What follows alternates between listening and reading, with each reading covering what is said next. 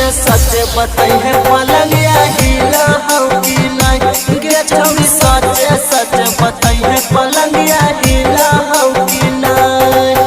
दिन प दिन चेहरवा के रंगवा खिला हौ कि नहीं दिन प दिन चेहरवा के रंगवा खिला हौ कि नहीं गे छौरी सच बताई है पलंगिया हिला हौ कि नहीं गे छौरी सच बताई है पलंगिया हिला हौ कि नहीं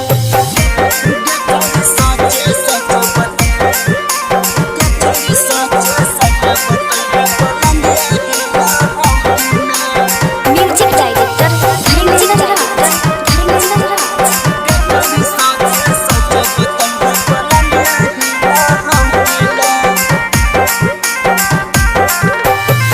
आधी आधी रतिया छौरी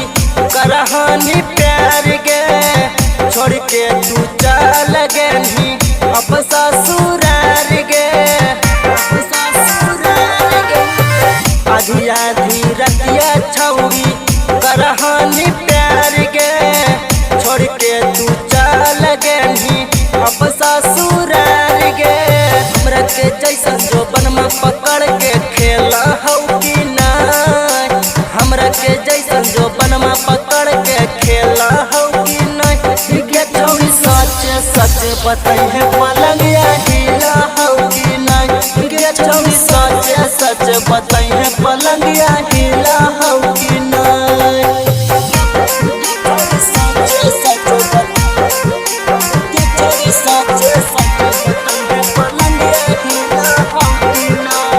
म्यूजिक डायरेक्टर धर्मेंद्र राज।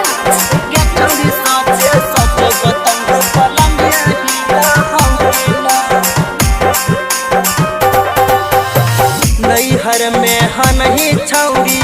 हमरे तू रानी गे ससुरा में पियावा तोरा कर तू माना मानी गे नैहर में हनही छौरी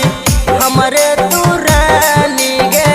ससुरा में पियावा तोरा कर तू माना मानी गे वही त यादव पकड़ी के छौरी झूला हौ कि नहीं रोहित यादव पकड़ी के छौरी झूला हौ कि नहीं गे छौरी सच बताई है पलंगिया हिला हौ कि नहीं गे छौरी सच बताई है पलंगिया